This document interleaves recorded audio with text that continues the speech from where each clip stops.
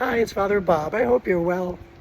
I share with you a portion of an uplifting true story called The Power of a Laugh from A Heart of Love by Melissa Warner. In a quiet pediatric wing of a San Francisco hospital in the late 1990s, a nurse paused outside a room blinking back tears. Inside, a small boy with terminal cancer was doubled over in laughter. Dressed in scrubs 3 sizes too big with a stethoscope around his neck and a ridiculous red nose, Robin Williams had the child laughing so hard he momentarily forgot the pain.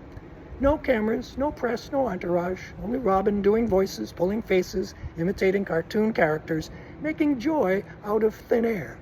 These visits were never scheduled through Hollywood. They were arranged privately through hospital staff who would quietly come to know him as more than an actor or comedian.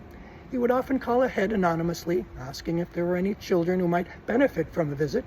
Many times he arrived alone, and sometimes with a bag of puppets or dressed in character, even slipping into his iconic Mrs. Doubtfire voice.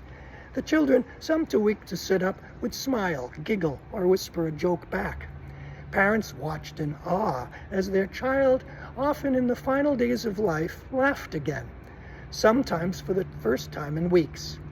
Robin never spoke about these visits in interviews. Even those closest to him, including longtime friends and collaborators, learned about them through others. Some families tried to thank him publicly, but he always declined. He believed the experience belonged to the child, not to him, and certainly not to any public narrative. For Robin, the visit wasn't an act of charity or performance, it was a human connection, raw and unfiltered. In 2006, during a stop in Denver for a show, he drove over an hour to meet a terminally ill teenage girl whose favorite movie was Aladdin. She had grown up reciting the genie's lines, and when Robin stepped into the room and started riffing in the unforgettable voice, she lit up. Her mother later wrote that Robin stayed long after the visit should have ended, talking to her daughter like an old friend, listening as much as entertaining. It took remarkable emotional strength to step into those rooms. These weren't film sets. There were no rewrites, no retakes. The children were often fading, the air heavy with grief. And yet he found ways to ignite hope, even if only briefly. He never rushed. He sat on floors, shared ice pops, held hands.